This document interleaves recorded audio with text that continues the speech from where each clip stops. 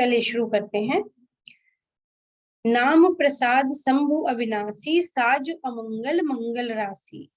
सुख सनकादि सिद्ध मुनि जोगी, नाम प्रसाद ब्रह्म सुख भोगी। नारद जानेऊ नाम प्रतापु, जग प्रिय हरि हरि हर प्रिय आपु।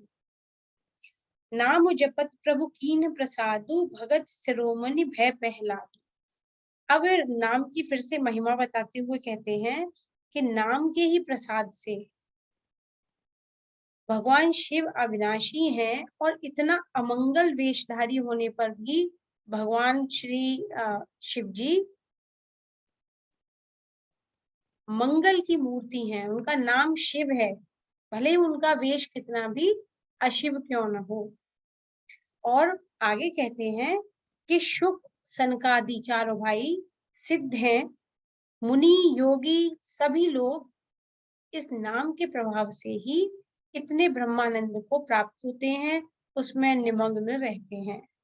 नारद भी नाम के प्रताप को जानने के कारण ही इतने सिद्ध ऋषि मुनियों में गिने जाते हैं।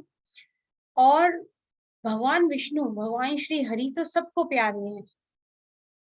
और नारद जी हरि और हर दोनों की प्रिय हैं, यानी जिनका प्रेम पाने को हरि और हर, शिव और विष्णु का प्रेम संसार पाने के लिए लालायित रहता है। और हरि और हर दोनों का ही प्रेम नारद जी को मिलता है। क्यों मिलता है? इस नाम जप के कारण ही। इस नाम जप के कारण ही प्रहलाद, नारद ये सब भक्तों के शिरोमणि हो गए हैं। ध्रुव सगलानि जपेऊ हरि नामु, पायऊ अचल अनुपम ठाहू। सुमिर पवन सुत पावन नामू, अपने बस करे राखे रामू। अपतु अजामिल गजु गनिकाऊ, भय मुकुत हरि नाम प्रभाऊ। कहाँ कहाँ कहो कहाँ लगे नाम बढ़ाई, राम न सकहीं नाम गुण गाई। अब वो कहते हैं कि और ध्रुव जी ने बड़े अपनी माता के जो सगलानी ग्लानी के साथ, माता के जो उनकी विमाता थी, उसने उनको कुछ ऐसे वचन बोले। ध्रुव जी की माता ने जब वो अपने पिता की गोद में बैठने का प्रयास कर रहे थे, तो उनकी जो माता थी सुरुचि, उसने उनसे ऐसे शब्द कहे, कटु शब्द कहे, जिससे उनका बच्चे ध्रुव का हृदय टूटा। और वह बच्चे ने बड़े दुख के साथ जब वह वहां से चला और रास्ते में उन्हें नारद जी मिले मधुवन में, और नारद जी ने उन्हें भगवान की भक्ति का उपदेश किया।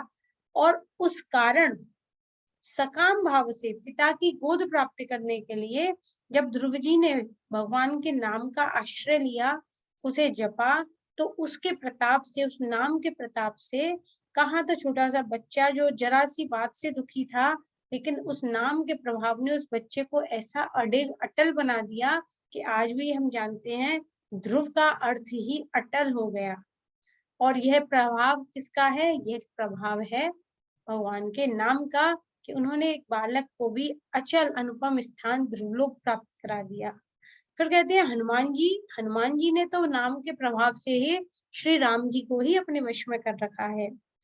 आगे उदाहरण देते हुए कहते हैं कि अजामिल हुआ, गज हुआ। गज और ग्राह की कथा है कि जब ग्राह ने गज का पैर पकड़ लिया और उसने जैसे ही प्रभु का नाम पुकारा, तो भगवान जो कि थाली पे बैठे थे और कौर तोड़ने वाले थे, तो जब तक उसने ह उच्चारा तब तक भगवान थाली छोड़ चुके थे। और हरि जब तक उसके मुंह से रकार निकला तब तक तो भगवान उसको सहायता करने आ चुके थे।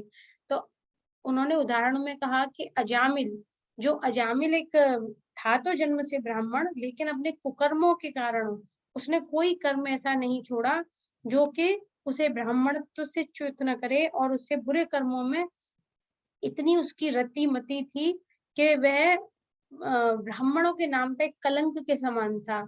उस अजामिल को भी, क्योंकि उसने अपने पुत्र का नाम नारायण रखा था, और जब उसने अंतिम समय में यमराज के दूतों को देख के वो भयभीत हुआ, और वह उसको कोई उसने बोध के साथ नारायण नहीं पुकारा। उसने नारायण पुकारा था अपने पुत्र के लिए, लेकिन भगवान ने बिना बोध पूर्वक भी, क्योंकि उसने नारायण पुकारा, तब भगवान श्री हरि विष्णु के दूत तुरंत उसकी रक्षा के लिए पहुंच गए और यमराज के दूतों से बचाकर उसको अचल विष्णु लोक में पहुंचाया।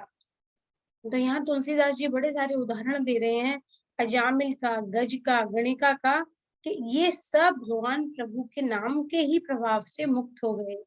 कहो कहाँ लग नाम बड़ाई, और कहाँ तक मैं नाम की बड़ाई करूं। राम के नाम की प्रशंसा और इसके गुणों का गान तो स्वयं श्री राम भी नहीं कर सकते, इतने अपार गुणों की गाथा है। तो राम स्वयं भी अगर चाहें तो शायद अपने नाम की महिमा का गान नहीं कर सकते। नाम राम को कलप तरु कलि कल्याण निवास, जो सुमिरत भयो भांगते तुलसी तुलसीदास। अब दूसरों के तो बहुत उदाहरण दे लिए, अब स्वयं अपना उदाहरण देते हुए कहते हैं कि कलयुग में राम का नाम तो कल्पतरु के समान है। कल्पतरु स्वर्ग का वो वृक्ष है जिसके नीचे हम जो कल्पना करते हैं वही हमारी साकार हो जाती है, चाहे किसी भी चीज की आप कल्पना करें। और कल्पतरु और कल्याण का निवास है। तो भगवान का नाम इस कलयुग में जब आप कुछ भी नहीं कर सकते, ना आप दान दे सकते हैं, ना आप बड़ी बड़ी तपस्याएं कर सकते हैं, ना आपके पास बड़े बड़े पंचव्रत का आप निर्वाह कर सकते हैं, सत्य अहिंसा स्त्य ब्रह्मचर्य ऐसे बड़े नियमों का, अणुव्रतों का आप पालन नहीं कर सकते, तो क्या कर सकते हैं। कहते हैं सबसे सरल श्री राम के नाम का जाप है कि कल्पतरु के समान है, सारी इच्छाएं पूरी करेगा और आपको मुक्ति भी प्रदान करेगा। वो बोनस है ऊपर से। और उदाहरण कैसे देते हैं, उदाहरण कहते हैं कि चाहो तो मुझे खुद देख लो ना, इस नाम के सुमिरन के कारण ही कहाँ तो ये भांग जैसा निकृष्ट तुलसीदास था, और कहाँ उस नाम ने अब इसको तुलसी के समान पवित्र बना दिया। तो पहले जब मैं श्री राम के नाम का स्मरण नहीं करता था, तब मेरी स्थिति बिल्कुल भांग के समान थी। भांग है तो एक पौधा, लेकिन उस पौधे की तुलना होती है निकृष्ट पौधों में। क्यों? क्योंकि वह नशे का नशा देता है और उसके कारण मति को भी विभ्रम में डाल देता है, और केवल भोलेनाथ जैसे लोग उसको साध पाते हैं। तो वह निकृष्ट पौधों में उसकी गिनती है। तुलसीदास कहते हैं मैं तो पहले वैसा ही था, लेकिन भगवान के नाम के प्रभाव के कारण आज यह तुलसी जो पहले भांग था अब तुलसी हो गया है। अर्थात तुलसी के समान, तुलसी का पौधा जो कि बहुत सारी औषधियों के गुणों के कारण भी हम मानते हैं, और हर हिंदू के घर में हम मानते हैं कि एक तुलसी का पौधा होना ही चाहिए। तो वो पवित्रता का प्रतीक है। तुलसीदास कहते हैं मैं भी नाम के ही प्रभाव से कहाँ तो भांग था, कहाँ अब तुलसी हो गया। चहु जुग तीन काल तिहु लोका, भय नाम जप जीव बिसोका। वेद पुराण संत मत एहु, सकल सुकृत फल राम सनेहु। ध्यान प्रथम जुग मख विधि दूजे, द्वापर परितोषत प्रभु पूजे। कल केवल मल मूल मलीना, पाप पयोनिधि जन मन मीना। अब यहाँ पर तुलसीदास जी बताते हैं कि कलयुग की ही बात नहीं है, चारों युगों में तीनों कालों में और तीनों लोकों में नाम को जपकर जीव शोक रहित हुए हैं। ये आज की बात नहीं है, शुरू से बता रहे हैं। वेदों में, पुराणों में और संतों के मत में यही सत्य है कि सबसे बड़ा पुण्यों का फल श्री राम जी में या राम के नाम में प्रेम का होना है। और फिर बताते हैं कि हर युग में एक विशेष प्रकार की भक्ति, एक विशेष प्रकार का ध्यान चलता है, एक विशेष प्रकार की विधि से प्रभु का स्मरण किया जाता है। तो उसमें वो कहते हैं कि सबसे पहला युग जो था सत्य युग, सत्ययुग जिसे हम कहते हैं, उस युग में प्रभु को पाने का रास्ता ध्यान का रास्ता था। ध्यान के द्वारा प्रभु की उपासना की जाती थी। दूसरा युग जो त्रेता युग था, उस युग में यज्ञ आदि के द्वारा यज्ञ करने से प्रभु की उपासना की जाती थी। द्वापर में पूजन करने से, उपासना करने से भगवान को प्राप्त किया जाता था। लेकिन आज के युग में जो कलयुग है, इस कलयुग में हमारे पास, जैसे कि बार बार हमने पढ़ा सुना, कि कलयुग में आप ये सब कठिन चीजें नहीं कर पाते। न तो बहुत बड़े बड़े आप दान दे सकते हैं, न बहुत बड़े अश्वमेध वाजपेयी जैसे यज्ञ हो सकते हैं, न आप इतनी लंबी तपस्याएं और ध्यान कर सकते हैं। क्यों? क्योंकि कलयुग केवल पाप की जड़ और मलिन है। इसमें हमारे मन पाप से भरे पड़े हैं, यानी पाप रूपी समुद्र की ही मछली हैं। हमारे आसपास जितने भी विचार आते हैं वो कुछ ना कुछ उनमें अपनी वासनाएं, कामनाएं हैं। तो पाप से अलग रहना ही हमारे लिए असंभव है। तो ऐसे में हमारे द्वारा जो भी कर्म होंगे वो भी दूषित ही होंगे। अगर हम ध्यान करेंगे वो भी अहंकार के कारण अपवित्र होगा। यज्ञ करेंगे, जप करेंगे, कुछ भी करेंगे, उसमें अगर अहंकार रहेगा तो वो सब दूषित हो जाएंगे। तो अब ऐसे कलयुग में आपको कौन सा रास्ता मिलने वाला है? तो कहते हैं इस कलयुग में भी नाम काम तरु, नाम ही एक ऐसा सबसे सरल साधन है जो इस कराल काल कलयुग में भी कल्प वृक्ष के समान हमारे समस्त जंजालों को नाश कर सकता है। और ये राम नाम ही हमें मनोवांछित फल भी दे सकता है। तो ये दो ढंग से काम करेगा, पापों को नाश करेगा और हमें सही रास्ते पर आगे पहुंचाएगा। यह परलोक का परम हितैषी है, राम नाम कलि अभिमत दाता, हित परलोक लोक पितु माता। इस परलोक का ये परम हितैषी है और इस लोक, इस संसार में यही हमारा माता पिता के समान है। जिस प्रकार माता पिता अपनी संतान को हर प्रकार से पालते हैं, पोसते हैं, संरक्षित करते हैं, उसी प्रकार इस कलयुग में ये नाम ही हमें पालने, पोसने और हर प्रकार का रक्षण देने का कार्य करता है। आगे कहते हैं, नाम काम तरु नहीं कलि करम न भगत विवेकु, राम नाम अवलंबन एकु, काल नेम कलि कपट निधानु, नाम सुमति समर्थ हनुमानु। आगे कहते हैं, कलयुग में न तो कर्म, न भक्ति, न ज्ञान, कोई भी हमारे काम आने वाला नहीं है, क्योंकि सब में हमारे पाप और अहंकार रास्ते में खड़े हैं। पर राम का नाम एक ऐसा आधार है जो कि कपट की खान कलयुग रूपी कालनेमी को मारने के लिए सुंदर और बुद्धिमान हनुमान जी के समान है। तो रामायण में जो कथा आती है कि जब श्री हनुमान जी सीता जी को ढूंढने के लिए जा रहे थे, तो जब संजीवनी बूटी लेने जा रहे थे तो काल नेमी ने आकर उनका रास्ता रोका। काल नेमी ने कपट से ऋषि मुनि का वेश बनाया और उनके रास्ते में आके खड़ा हो गया। और ऐसे में हनुमान जी उसके कपट को पहचान गए और उन्होंने उसका संहार किया। तो वो कहते हैं कि जिस प्रकार काल नेमी का संहार श्री हनुमान जी ने किया, उसी प्रकार इस कपट की खान कलयुग को मारने के लिए भगवान का नाम बुद्धिमान हनुमान जी के समान है, जो सहज ही उसके कपट को पहचान लेता है और उसको नष्ट कर देता है।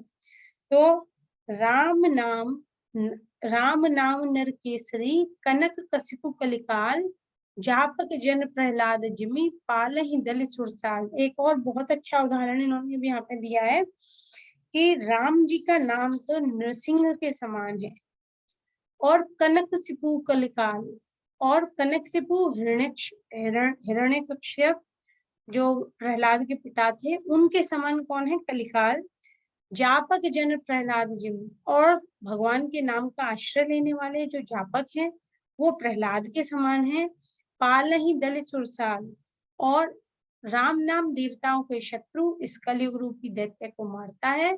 और जप करने वाले बालक जाचक हम सबकी जो भी नाम का जप करते हैं उनकी वह रक्षा करता है। भाई कुभाय अनख आलसहु, नाम जपत मंगल तिसिदसहु, सुमिर सो राम सुमिर सो नाम राम गुण गाथा, करहु नाय रघुनाथ ही माथा, मोर सुधारि ही सो सब भांति, जासु कृपा नहीं कृपा अघाती, राम सुस्वामी कुसेवक मोसो, निज दिस देख दया निधि पोसो। यहाँ कहते हैं कि अच्छे भाव से भाई को भाई अनक आलस हो, चाहे तुम अच्छे नाम से या बुरे नाम भाव से, अच्छा भाव हो, प्रेम का भाव हो या घृणा का भाव हो, बैर का भाव हो, क्रोध हो या आलस्य हो, किसी भी तरह से अगर तुम राम का नाम जपते हो तब भी वो कल्याणकारी है। यानी औषधि को बच्चा हंस के खाए या रो के खाए, औषधि कल्याणकारी होती है। ऐसे ही वो कहते हैं कि इस परम कल्याणकारी राम नाम का स्मरण करके रघुनाथ जी को मस्तक नवाकर मैं श्री राम जी के गुणों का वर्णन करता हूँ।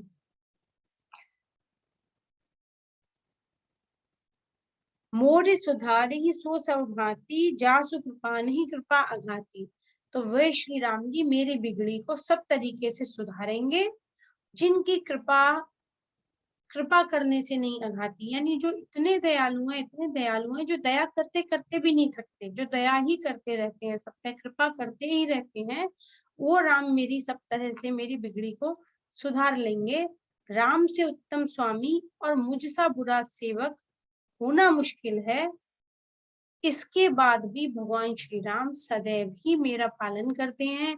उनकी कृपा सदैव ही मुझे अपने संरक्षण में रखती है। राम सुस्वामी कुसेवक मोसो, राम जैसा कोई सुस्वामी नहीं मिलेगा और मेरा जैसा कोई बेकार सेवक नहीं मिलने वाला। लोकहु वेद सुसाहिब रीति, विनय सुनत पहचानत प्रीति, घन गरीब ग्राम नर नागर, पंडित मूढ़ मलीन उजागर, सुकबि कुकबि निज मति अनुहारी, नृपहि सराहत सब नर नारी, साधु सुजान सुशील नृपाला, ईस अंश भव परम कृपाला। अब वो कहते हैं कि लोक में, वेद में, लोकाचार में देखिए या वेदों में देखिए, अच्छे स्वामी की रीति कैसी होती है कि वह विनय और प्रेम से अपने नौकर को, अपने दास को पहचान लेता है, चाहे वो कैसा भी हो, अमीर हो, गरीब हो, गंवार हो, नगर निवासी हो, पंडित हो, मूढ़ हो, बदनाम हो या यशस्वी हो। सुकबि कुकबि निज मत अनुहारी। अब वो क्या, सुकबि कुकबि, चाहे वह सुकबि हो, कुकबि हो, कैसे भी हो, वो सभी नर नारी अपनी अपनी बुद्धि के अनुसार अपने अपने राजा की सराहना करते हैं। और साधु, बुद्धिमान, सुशील, ईश्वर के अंश से उत्पन्न कृपालु राजा, सब लोग सबकी वाणी सुनकर, उनकी वाणी, भक्ति, विनय और चाल को पहचान कर सब उनका सम्मान करते हैं, अभिवादन करते हैं। तो ये जब सामान्य एक राजा निकलता है तो क्या होता है कि अगर एक सामान्य सा राजा, इस सांसारिक राजा भी जब निकलता है तो उसकी प्रजा के सब लोग उसका अपने अपने ढंग से, अपनी अपनी क्षमता के अनुसार उसका गुणगान करते हैं। तो वो कहते हैं जब एक सामान्य राजा के साथ ऐसा व्यवहार होता है तो सांसारिक राजाओं से तो बहुत ही परे, बहुत ही महान जो चतुर शिरोमणि भगवान राम हैं, उनका तो कुछ कहना ही नहीं है। उनकी तो आप जितनी प्रशंसा कर सकते हैं वह भी कम है। रीझत राम सनेह निसोते, को जग मंद मलिन मति मोते। तो वो कहते हैं श्री राम जी तो विशुद्ध प्रेम पे रीझ जाते हैं, उन्हें और कुछ नहीं चाहिए क्योंकि वो सब राजाओं से ऊंचे, सबसे बड़े राजा हैं, पर वो सबके प्रेम पर, जो विशुद्ध प्रेम है उस पर वो रीझ जाते हैं। और साथ में तुलसीदास जी ये भी कहते हैं, को जग मंद मलिन मति मोते, यानी राम जी से बढ़कर कोई नहीं और मुझसे छोटा कोई नहीं। मुझसे खराब बुद्धि वाला, मूढ़मती, मंदमती कौन मूर्ख होगा। तो सेवक इतना बेकार कोई नहीं हो सकता जैसा मैं हूं, और स्वामी इतना महान कोई नहीं हो सकता जैसे श्री राम है। सठ सेवक की प्रीति रुचि, रखे ही राम कृपाल, उपल किए जल जान जही, सचिव सुमति कपिभाल। और वो कहते हैं कि जब ये भी पता चल गया कि मुझसे नीचा कोई नहीं हो सकता, उनसे ऊंचा कोई नहीं हो सकता, और उसके बाद भी मुझ जैसे दुष्ट सेवक को श्री राम जी अवश्य ही रखेंगे, इस बात का मुझे पूरा भरोसा है। क्यों? क्योंकि जिन्होंने पत्थरों को जहाज और बंदर भालू जैसे लोगों को अपना मंत्री बना लिया, तो मुझ पे भी कृपा करेंगे। जो भालू बंदर सबसे ज्यादा उजड्ड जीवों में जिनकी गणना होती है, उनको मंत्री ऐसा पद दिया। मंत्री के लिए एक बुद्धिमान मनुष्य की जरूरत होती है जिससे आप मंत्रणा करें, जो आपको सही सलाह दे। तो श्री राम जब इतने दयालु हैं, जिन्होंने पत्थरों को तो, और पत्थर क्या करता है, पत्थर जहाज से उल्टा काम करता है, जहाज पानी में तैरता है और पत्थर पानी में डूबता है। तो श्री राम के तो सब काम अटपटे, अनोखे और दयापूर्ण है। उन्होंने जब पत्थरों को तो जहाज की तरह काम में लिया और बंदरों को अपना मंत्री बनाया, तो मुझे पूरा पक्का भरोसा है कि मुझे मूर्ख, मूढ़, दुष्ट जान भी वो मुझ पर कृपा अवश्य करेंगे। हूँ कहावत सब कहत, राम सहत उपहास, साहिब सीता नाथ सो, सेवक तुलसीदास। और अब यहाँ पे कहते हैं कि सब लोग मुझे श्री राम जी का सेवक कहते हैं। और मैं तो बड़ी ढीठता से कहलाता हूँ। मैं तो बड़ा खुश होता हूँ ये सुन के कि लोग जब कहते हैं कि ये श्री राम का भक्त है, ये श्री राम का सेवक है। और श्री कृपालु राम जी के लिए तो ये निंदा के समान है, क्योंकि जब लोग कहते हैं कि श्री सीतानाथ जी का सेवक तुलसीदास जैसा है, तो यानी महानों में महान कौन? श्री राम। मूर्खों में मूर्ख, दुष्टों में दुष्ट कौन? मैं स्वयं। और मेरे लिए राम का सेवक होना एक बहुत बड़ी इज्जत की बात है। और श्री राम के लिए तो एक उपहास, एक निंदा के समान है जब कोई कहे कि इनका सेवक तुलसीदास है। लेकिन फिर भी मेरे प्रभु इतने दयालु, इतने कृपालु हैं कि वो इस उपहास को सहन करते हैं। अति बड़ मोर ढिठाई खोरी, सुन अघ नरकहु नाक सिकोरी।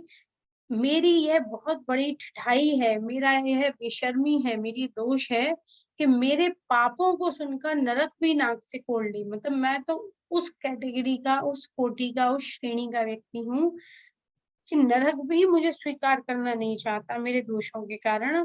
यह सुनकर, यह सोचकर मुझे डर लगता है जब मैं विचार करता हूँ अपने कर्मों का।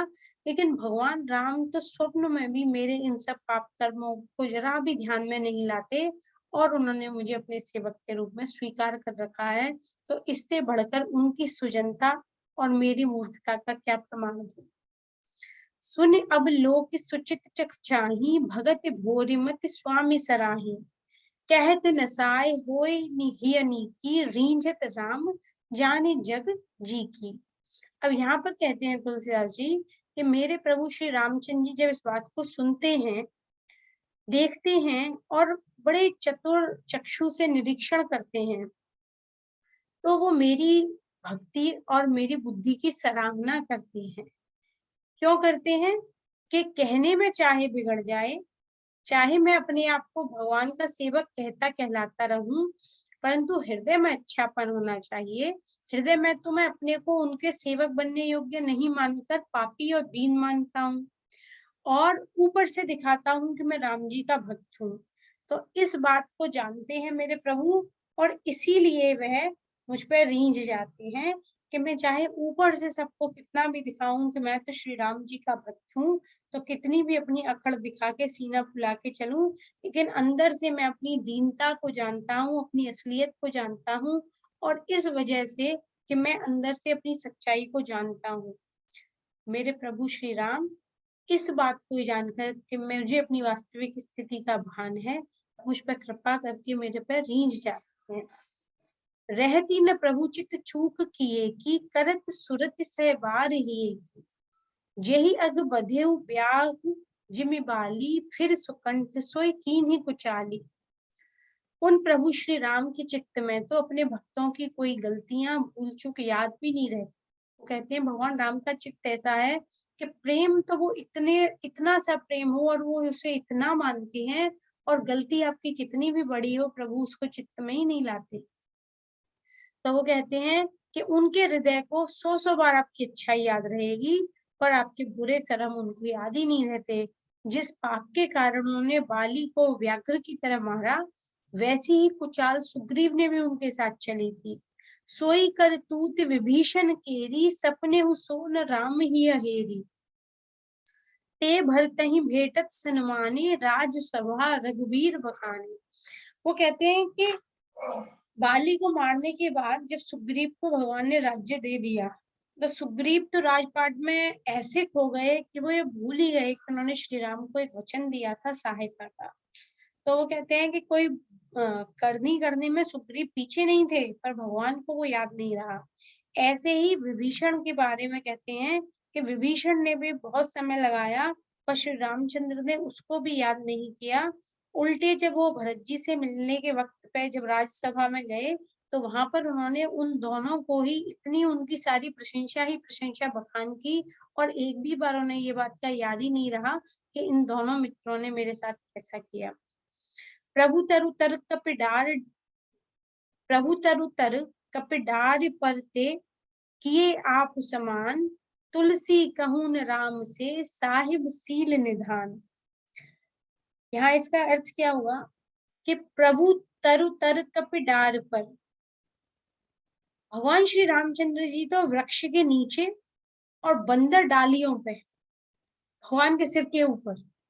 तो आमतौर पे देखा जाता है कि स्वामी ऊंचा बैठता है और सेवक नीचे बैठते हैं, लेकिन ऐसे शीलवान स्वामी आपको कहाँ मिलेंगे श्री राम जैसे, कि राम जी तो नीचे हैं वृक्ष के और उनके सेवक जो बंदर हैं वो सारे वृक्ष के ऊपर उछल कूद कर रहे हैं उनके सिरों के ऊपर। तो ऐसे बंदरों को भी उन्होंने अपने जैसा बना लिया, अपना मित्र बना लिया, अपना सखा बना लिया, अपना सेवक बना लिया।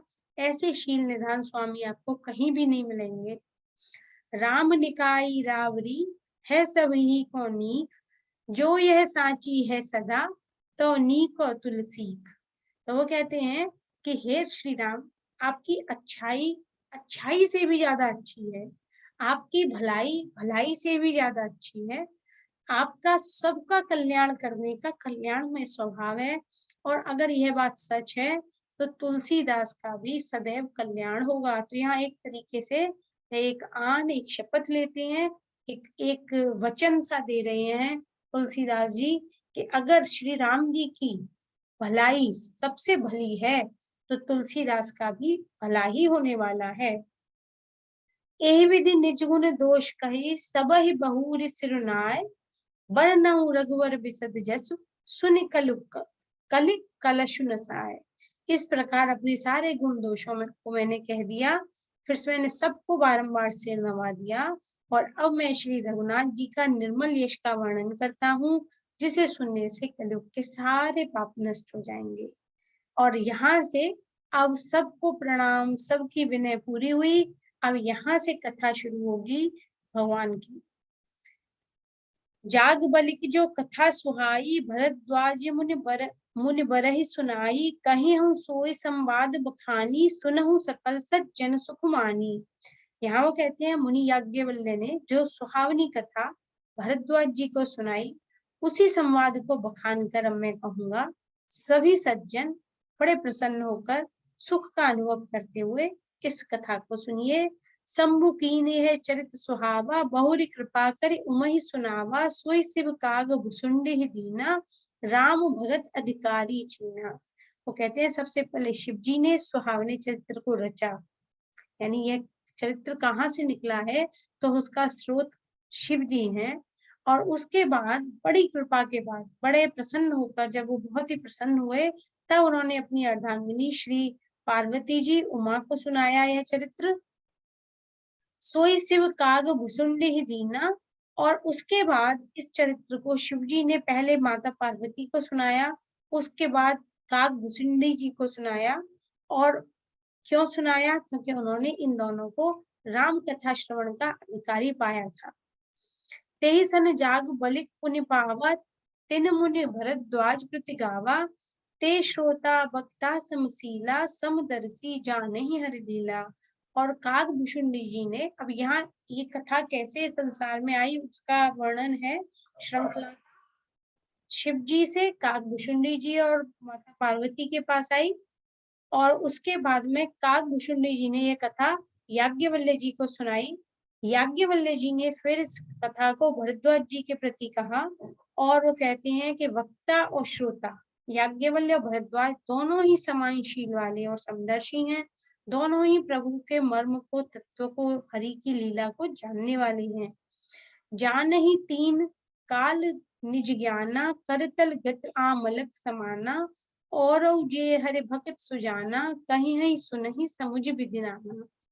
वे दोनों ही अपने काल ज्ञान से तीनों काल की बातों को जानने वाले हैं। कैसे जानने वाले हैं? जैसे हाथ पे रखा हुआ आंवला आप जान सकते हैं सहज रूप से, अगर आपकी हथेली पे किसी ने रख दिया तो प्रत्यक्ष ही आप उसे जान जाते हैं। उस प्रकार ये दोनों भी भगवान की लीलाओं के रहस्य को जानने वाले सुजान हैं। नाना प्रकार से वो दोनों एक दूसरे से इस चरित्र को, प्रभु के चरित्र को, कथा को, लीला को कहते, सुनते और समझते हैं। मैं पुण्य निज गुरु सन सुनी, कथा सुकर खेत, समुझ नहीं तस बालपन, तब अति रहे अच्छे। अब तुलसीदास जी कहते हैं इसी कथा को मैंने भी अपने गुरु जी के द्वारा वाराह क्षेत्र में सूकर खेत में सुना, जिसे सोरों कहते हैं। परंतु उस समय मैं बच्चा था, लड़कपन था, मैं बहुत ही बेसमझ था, नासमझ था, तो इसलिए बारंबार गुरुजी ने मुझे सुनाई, पर मैं इस कथा को समझ नहीं पाया। श्रोता बक्ता ज्ञान निधि, कथा राम के गुण, किम समुझो में जीव जड़, कलिमल ग्रसित विमूढ़। वो कहते हैं जब मैं बालक था और राम जी की गूढ़ कथा को सुनने और समझने के लिए दोनों ही लोगों में, श्रोता में भी और वक्ता में भी, दोनों में ज्ञान होता है, और मेरे पास ज्ञान बिल्कुल नहीं था। मैं कलयुग के पापों से ग्रस्त महामूढ़ जड़ जीव भला उस कथा को कैसे समझ सकता था। तदपि कही गुरु बारहि बारा, समुझ परी कछु मत अनुसारा, भाषा अबद्ध करबि में सोई, मोरे मन प्रबोध जेहि होई।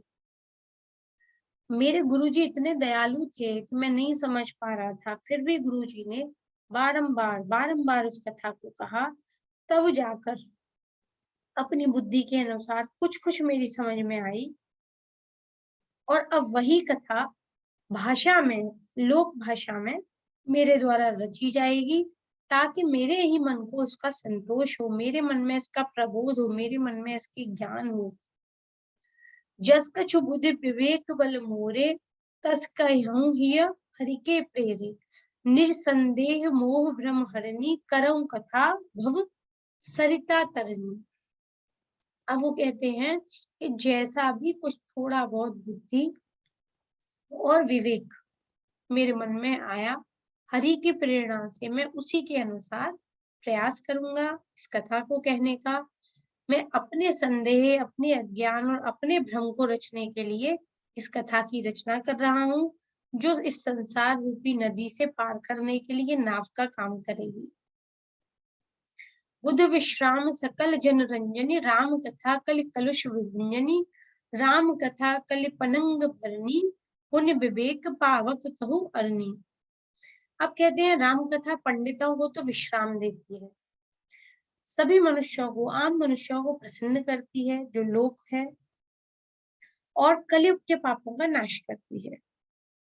राम कथा हम कलयुग के लोगों के लिए किसके समान है, तो वो कहते हैं राम कथा कलयुग में सांप को खाने के लिए मोरनी के समान है।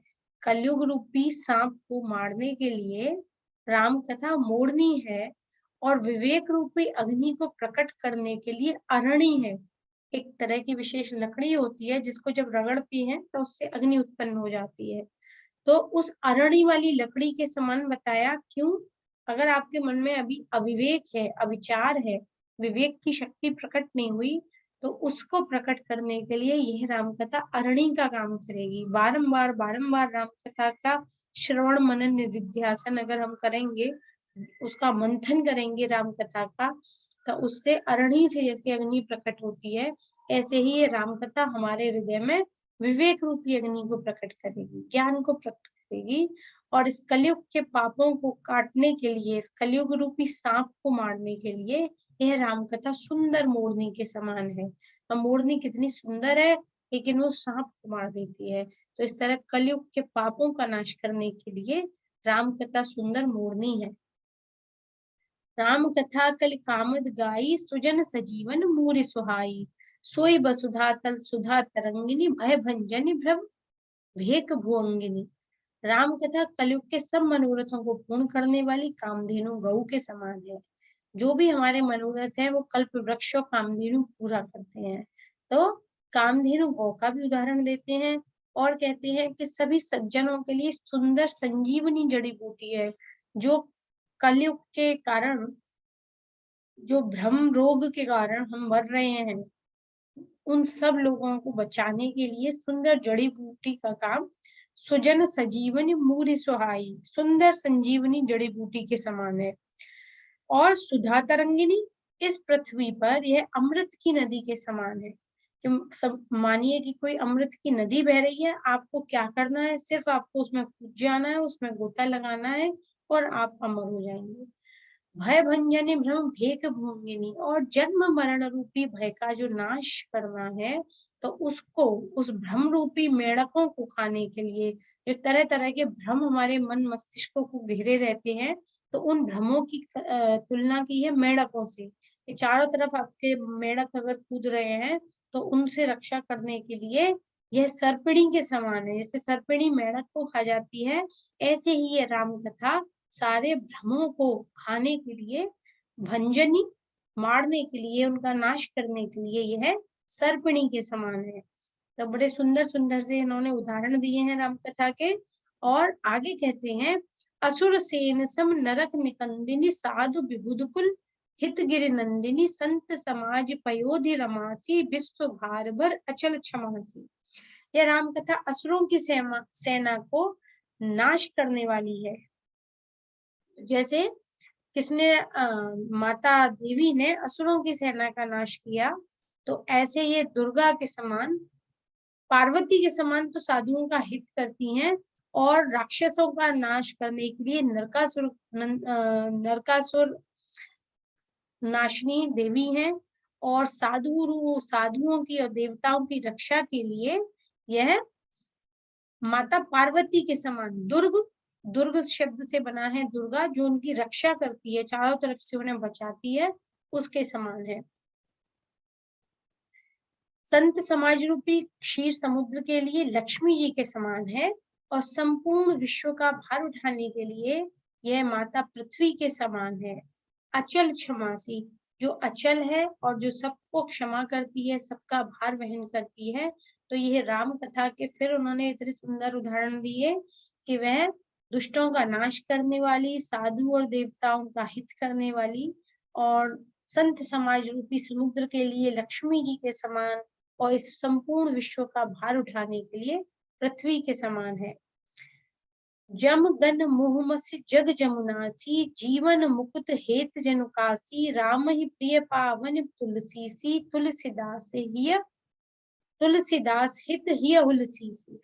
अब यहाँ कंक्लूड करते हुए कहते हैं कि यमदूत जो बार बार आते हैं हमें मारने के लिए, इस कलिकाल में तो यमदूत बहुत एक्टिव है, क्योंकि सभी मनुष्य पापों में फंसे पड़े हैं, तो फटाफट फटाफट यमराज के डिपार्टमेंट में ही सबको जाना पड़ता है।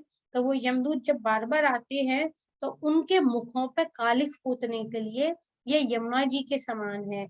यमुना जी श्री यमराज जी की बहन है, और सबको वरदान है कि जो यमुना जी का ध्यान करेगा, जो यमुना जी की सेवा करेगा, जो यमुना जी की शरण में रहेगा, यमदूत कभी भी उसके पास, उसके सन्मुख नहीं आएंगे।